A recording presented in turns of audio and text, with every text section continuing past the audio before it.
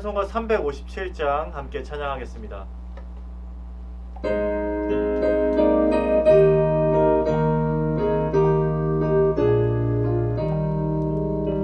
주 믿는 사람 일어나 다 힘을 합하여 이 세상 모든 마귀를 다 쳐서 멸하세. 저 앞에 오는 적군을 다 싸워 이겨라. 주 예수 믿는 힘으로 온 세상 이기네. 믿음이 이기네. 믿음이 이기네. 주 예수를 믿음이 온 세상 이기네. 온 인류 마귀 궤들로 큰 죄에 빠지니 진리로 뒤를 끼고서 늘 기도드리세. 참 믿고 의지하면서 겁없이 나갈 때 주 예수 믿는 힘으로 온 세상 이기네. 믿음이 이기네. 믿음이 이기네. 주 예수를 믿음이 온 세상 이기네. 끝까지 이긴 자에게 흰 옷을 입히고 또 영생 복을 주시니 참 기쁘리세. 이 얻은 세상 지나서 저 천성 가도록 주 예수 믿는 힘으로 온 세상 이기네. 믿음이 이기네. 믿음이 이기네. 주 예수를 믿음이 온 세상 이기네. 다 함께 기도드리겠습니다. 사랑과 은혜가 충만하신 하나님 아버지, 좋은 날, 좋은 하루를 허락하여 주시고 주님의 말씀으로 이 하루를 열게 하시니 감사합니다. 주님, 이 고요한 새벽에 주님의 말씀에 귀 기울이겠사오니 주님 말씀하여 주시고 우리는 주님의 말씀에 온전히 응답할 수 있는 귀하고 복된 시간 되게 도와 주옵소서. 주님, 어려운 시기를 보내고 있지만 우리의 정체성이 흔들리지 않게 하옵소서. 우리는 예수의 흔적이 있는 그리스도인이고 우리는 영생을 소유한 자들이오니 그에 걸맞는 삶이 드러나게 하여 주옵소서. 세상의 기류에 휩쓸려 그리스도인인지 세상 사람인지 분간하지 못하는 삶이 아니라 언제 어디서라도 모든 이가 알 수 있는 저 사람은 그리스도인이구나, 참 사람이구나 깨달을 수 있는 그런 우리 모두 되게 하여 주옵소서. 그리하여서 상황을 넘어서는 신앙인, 영혼을 사모하는 하나님의 백성들 모두 되게 하여 주옵소서. 특별히 우리 교회를 붙들어 주시고 하나님의 미래를 담아낼 수 있는 교회가 되게 하여 주옵소서. 여기에서 멈추고 안주하지 않게 하시고 하나님의 약속의 땅을 바라보고 그 땅을 선취하며 나아가는 우리 모두 되게 도와 주옵소서. 그리하여서 자자손손 하나님의 말씀과 사랑이 넘쳐 흘러가는 우리 수유질교회 되게 도와 주옵소서. 이제 주님께서 허락하신 말씀의 자리로 나아갑니다. 오늘 하루도 이 말씀 붙들고 주님과 함께 동행하며 주님의 말씀 안에 거할 수 있는 우리 모두 되게 도와 주옵소서. 감사드리며 예수 그리스도의 이름으로 기도드립니다. 아멘. 오늘 하나님께서 우리에게 주신 말씀은 열왕기상 19장 5절 말씀입니다.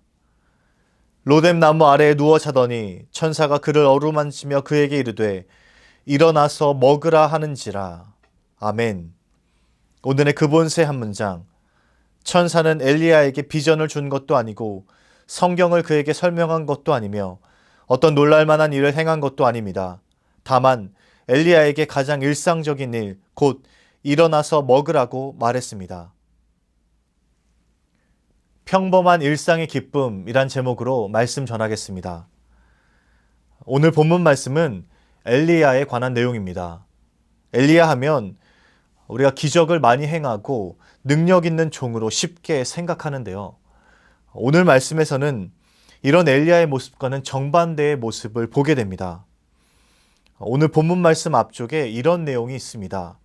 열왕기상 19장 1절에서 4절 말씀입니다.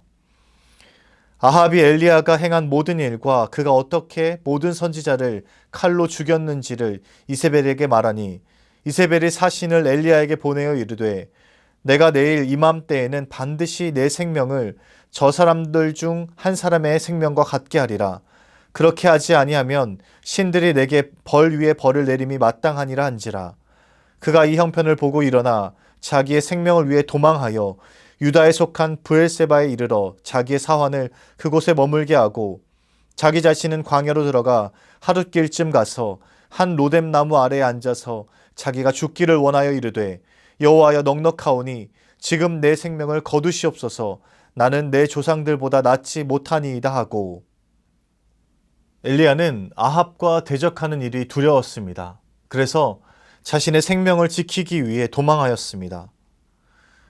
광야로 들어간 엘리야는 그 로뎀 나무 아래에 앉아서 그 자리에서 죽기를 원했습니다. 지금 현재 엘리야의 모습은 심각한 영적 우울감에 빠져 있는 모습입니다. 자신이 조상들보다 낫지 않다라고 말하면서 그런 영적인 우울감을 드러내 보이고 있습니다. 비를 내리고 영적인 전투를 벌이는 그런 엘리야와는 전혀 다른 모습입니다. 엘리야 역시도 지치고 곤비하고 우울할 때가 있었던 것이죠. 그런데 여기에서 엘리야가 이 상황을 타개하는 과정이 참 놀랍습니다. 오늘은 우리가 이 장면에 주목해 보려고 합니다. 지쳐 쓰러져 있는 엘리야에게 천사가 나타납니다. 그런데 이 천사는 엘리야에게 의외의 말을 건넵니다. 엘리야에게 비전을 주거나 환상을 보여주거나 어떤 기적을 행하지 않았습니다. 오히려 천사는 엘리야에게 일어나서 먹으라는 지극히 평범한 말을 해주었습니다. 하나님은 영적으로 지친 엘리야에게 놀라운 환상이나 말씀을 해석하는 그런 일들을 보여주시지 않았습니다. 우리의 생각으로는 강력한 기적이나 은혜를 부어주셔서 일으키게 하실 것 같은데 그러지 않으셨습니다. 오히려 지극히 평범한 말씀을 하셨습니다. 일어나서 먹으라. 오늘 본문 말씀 열왕기상 19장 5절 말씀을 읽어보겠습니다. 로뎀나무 아래 누워 자더니 천사가 그를 어루만지며 그에게 이르되 일어나서 먹으라 하는지라. 어떠십니까? 하나님께서는 엘리야에게 일어나 먹으라고 말씀하십니다. 영적인 침체에 빠져 있는 엘리야에게 이렇게 말씀하십니다. 우리는 하나님의 영이 우리에게 임하게 될 때 거룩한 영광이 임할 것처럼 생각합니다. 놀라운 변화가 일어날 것처럼 생각합니다. 특별한 경험과 놀라운 체험을 기대하는 것이죠. 그런데 성령님은 우리에게 아주 평범한 그 일상의 일들을 하라고 말씀하십니다. 과연 무슨 이유 때문에 하나님께서 이런 방법으로 사람을 일으키시는 것일까요? 오스왈드 챔버스는 인간이 구조적으로 우울함에 빠지기가 쉽게 되어 있다라고 말합니다. 인간은 평가에서 자유로울 수 없는 구조를 가지고 있어서 그 우울함에 영적인 침체에 쉽게 빠진다는 말입니다. 자기 자신에 대한 사람들의 평가, 또 자기 스스로의 평가, 이런 것들이 우리를 쉽게 침체에 빠지게 합니다. 사람은 사람의 평가와 확신을 구하려는 본성이 있기 때문에 그것들에 매몰되고 쉽게 침울해집니다. 참 하나님의 종이라는 평가를 듣고 싶어 하는 것이 우리의 마음입니다. 참 성도라는 평가를 받고 싶은 것이 우리의 근본적인 본성입니다. 그렇게 사람의 증거를 구하고 사람의 평가로부터 자유롭지 않은 것이 바로 연약한 사람입니다. 그리고 결국 이 본성이 사람을 영적인 침체에 그 우울감에 빠지게 합니다. 그러나 사실 사람들에게 찾아오는 이 우울감은 아주 자연적인 감정입니다. 오히려 우리가 영적 침체에 빠져본 적이 없다면 우리는 살아있다고 할 수 없습니다. 여러분들도 그러시죠? 한 번씩은 인생의 슬럼프를 겪어보신 적이 있으시죠? 저 역시도 그렇습니다. 깊은 침체에 빠져서 우울감에 허덕였던 경험이 있습니다. 아마 차가운 돌덩어리가 아닌 이상 누구나 우울하고 침울한 그 영적인 침체에 빠질 수 있습니다. 그리고 세상에는 생각만 해도 우리를 우울하게 하는 그런 요소들이 너무나도 많습니다. 가까운 사람의 죽음, 또 누군가와 나를 비교하려는 마음들이 우리를 우울하게 만듭니다. 그런데 이러한 영적인 침체를 극복하는 길이 조금 의아합니다. 영적인 우울감을 극복하는 것은 우리의 일상에서 시작된다는 말입니다. 아주 단순하고 쉬운 일상을 신실하게 살아내면서 그곳에서 하나님의 임재를 경험하고 그곳에서부터 우리의 영적인 우울감을 극복한다라고 말하고 있습니다. 하나님의 영이 우리에게 임하면 우리는 가장 평범하고 단순한 일부터 하게 되어 있습니다. 여러분 가만히 한번 생각해 보십시오. 우리가 우울증에 빠졌을 때 가장 단순하고 평범한 일상으로부터 멀어져 있는 우리의 자신을 발견하게 됩니다. 그래서 우울증을 해결하는 가장 기본적인 방법은 평범하고 일상적인 일부터 시작하는 것입니다. 그렇게 될 때 그 평범한 일에서 슬럼프가 극복되고 우리의 우울한 마음이 회복됩니다. 성령님은 우리에게 아주 평범한 일상부터 시작하라고 말씀하십니다. 영적인 침체에 빠졌을 때 매우 자연스러운 그 일상부터 신실하게 살라고 말씀하십니다. 바로 그것이 시작입니다. 하나님이 그 평범한 속에 임재해 계십니다. 우리가 전혀 상상하지도 못한 그 지극히 평범한 일들로부터 하나님께서 역사하십니다.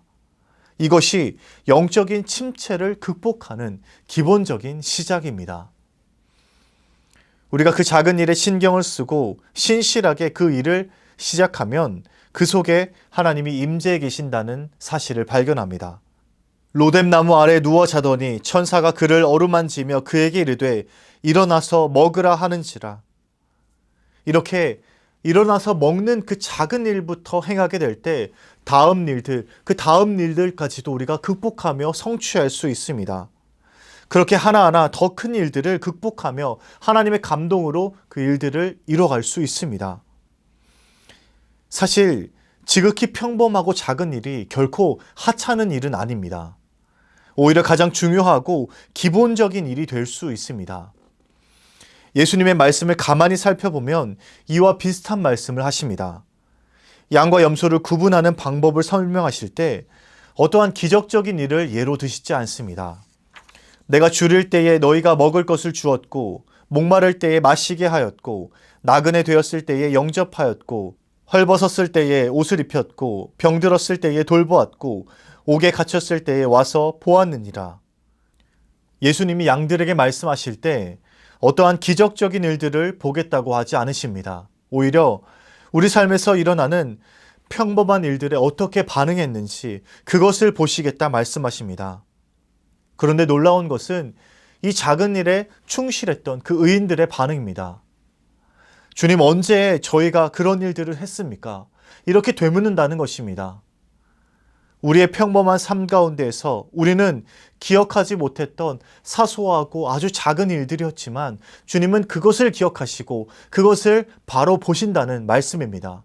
그리고 곧 그것이 자신에게 한 것처럼 여기신다 주님께서는 말씀하십니다. 그래서 주님은 너희가 여기 내 형제자매 가운데 지극히 보잘것없는 사람 하나에게 한 것이 곧 내게 한 것이다 라고 말씀하십니다. 작은 일을 하찮게 여기지 않는 이들이 착하고 충성된 종들이고 주님께 칭찬받는 종들입니다. 사랑하는 수유지의 교회 성도 여러분, 우리가 단지 영적인 침체 자체를 극복하려고 노력한다면 우리는 더욱더 그 영적인 침체에 빠져버리게 될 것입니다. 그러나 성령이 우리로 하여금 작은 일부터 시작하라고 말씀하실 때 그것을 즉각 순종하면 그것이 곧 영적 침체를 극복하는 첫걸음이 될 것입니다. 성령은 우리에게 비전을 주시는 것이 아니라 오히려 가장 평범한 일들을 하라고 말씀하십니다. 그렇게 우리가 즉각적으로 일어나서 주님께 순종하면 우리는 우리 삶의 더 높은 차원으로 들어갈 수 있게 됩니다. 오늘 하루 여러분들의 평범한 일상에서부터 하나님께 순종하고 하나님의 임재를 경험하는 귀하고 복된 하루 되시길 주님의 이름으로 축복합니다. 사랑의 하나님, 오늘 말씀을 통해 영적 침체를 극복하는 그 길을 밝히 보이게 하시니 감사합니다. 주님, 주신 말씀을 붙들고 우리가 작은 일상에서부터 평범한 것에서부터 신실할 수 있도록 인도하여 주옵소서. 작은 일이라고 하찮게 여기는 것이 아니라 그것이 주님의 일이고 주님께 하는 일임을 기억하고 그 일들에 신실할 수 있도록 인도하여 주옵소서. 그리하여서 우리가 주님께 칭찬받고 착하고 충성된 종이라 일컬음을 받을 수 있도록 주님 인도하여 주옵소서. 연하의 주님 가르치신 기도를 드리오니 하늘에 계신 우리 아버지, 아버지의 이름을 거룩하게 하시며 아버지의 나라가 오게 하시며 아버지의 뜻이 하늘에서와 같이 땅에서도 이루어지게 하소서. 오늘 우리에게 일용할 양식을 주시고 우리가 우리에게 잘못한 사람을 용서하여 준 것 같이 우리 죄를 용서하여 주시고 우리를 시험에 빠지지 않게 하시고 악에서 구하소서. 나라와 권능과 영광이 영원히 아버지의 것입니다. 아멘.